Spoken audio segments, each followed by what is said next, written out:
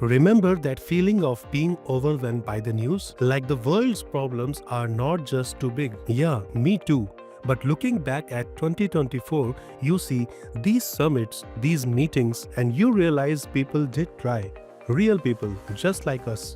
So let's talk about that year and what came of it. Think back to Baku at COP29, which is 29th UN Climate Change Conference in November 2024. Leaders from all over trying to figure out how to help countries struggling with climate change. They weren't just throwing numbers around, they were talking about real communities, real families, real lives. The objective? To establish concrete financial commitments and cooperative frameworks for global climate action, especially for vulnerable nations. It was about finding a way to help to make things fair. We are now seeing how these commitments are playing out in 2025.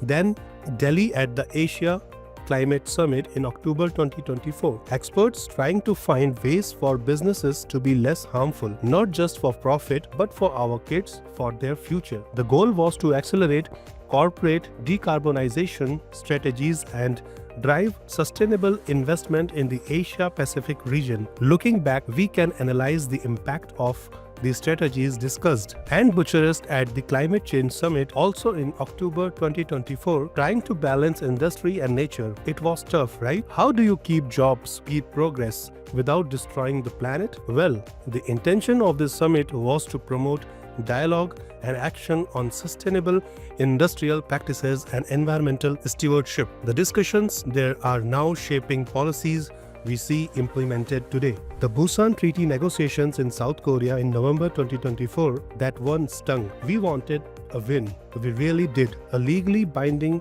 global agreement to reduce plastic pollution, but it didn't happen. It's easy to get discouraged, but we can't, because plastic is a real problem and it's not going away. We are still grappling with the fallout from those failed negotiations and those migratory animals protected by the Bonn Convention. They remind us we are all connected, that we share this planet. The core aim of this convention was to conserve migratory species and their habitats through international cooperation. We are still working to uphold the principles of that convention in 2025. These summits, these moments, they weren't just about policies, they were about us, about what kind of world we want to live in. And at IAS, we believe you can make a difference. We want to give you the tools, the knowledge to understand these issues, to be a part of the solution, because together we can build something better.